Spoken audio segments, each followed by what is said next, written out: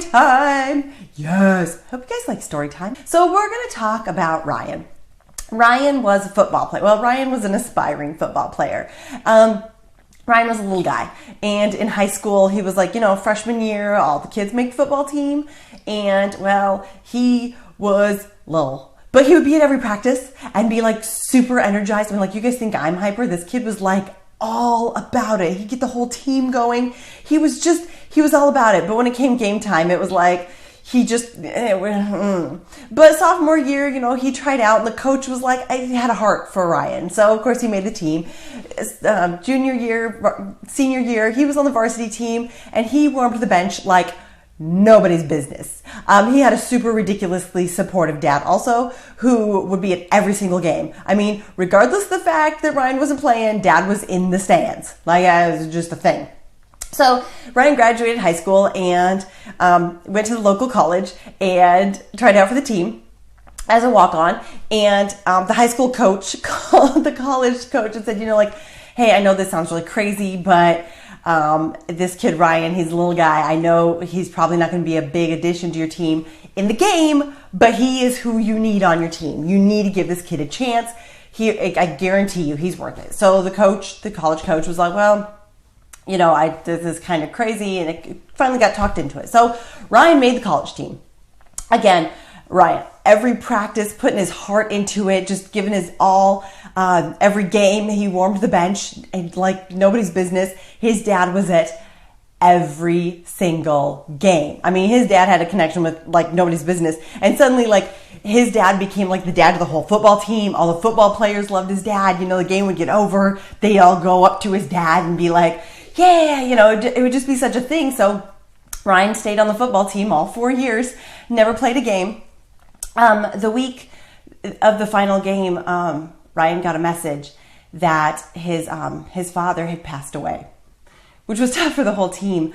And coach said, Ryan, you've never, in 4 years, you've never missed a game or a practice, but this is your time now. You need to go spend it with your family and get your business in order. And hesitantly, Ryan left. And so that final game on Saturday, the team was, they were falling apart. It was just, everybody was feeling the loss. And it was weird to look up in the stands and not have Ryan's dad there. And halftime came, and lo and behold, who was getting dressed in the locker room but Ryan? And everybody was, kind of confused. Ryan, you don't need to be here. And Ryan looks at the team and he says, my dad's watching. And the whole team was like, it was like something clicked.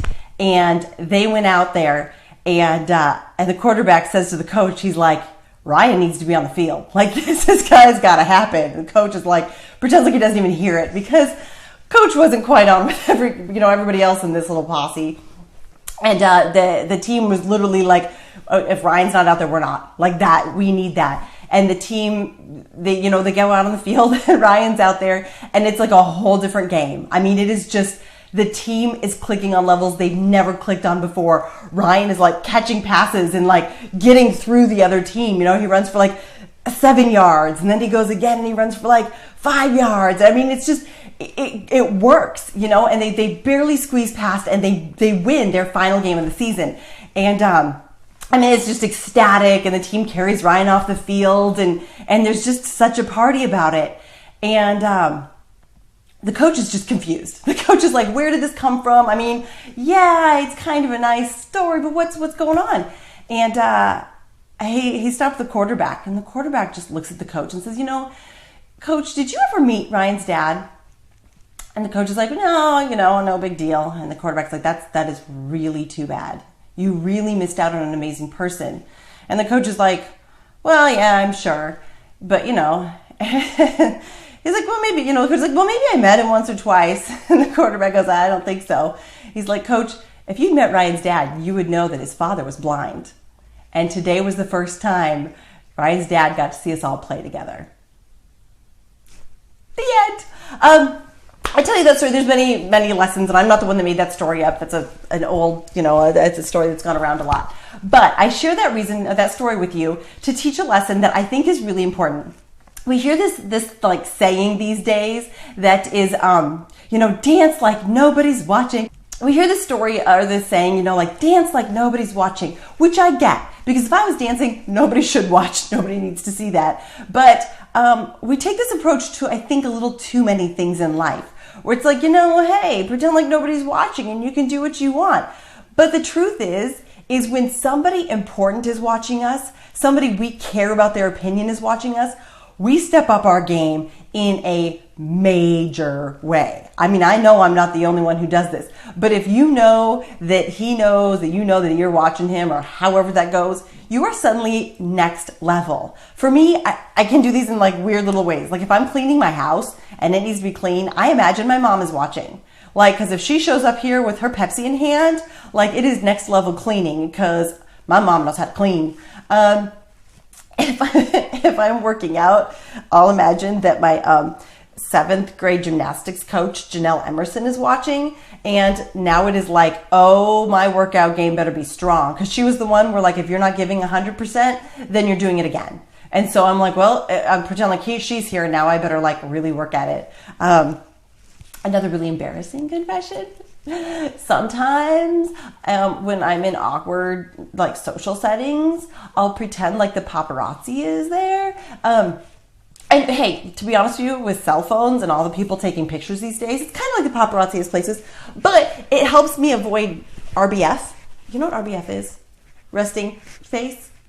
Because if you're like in an awkward situation and you just start thinking about it and you get this kind of like look on your face, and then it looks like you're judgmental. But if you think like, oh my gosh, there's people here who could be taking pictures, then suddenly you're like, oh, I have to have that, like, my face needs to be on. Or it could just be like, who's that person you're trying to impress? Like, imagine that they're there when you're doing whatever you're doing, and suddenly you're like, your game is on. So today's suggestion of the day is to do your activity as if somebody important is watching, somebody relevant to that skill, and it will turn your game level up.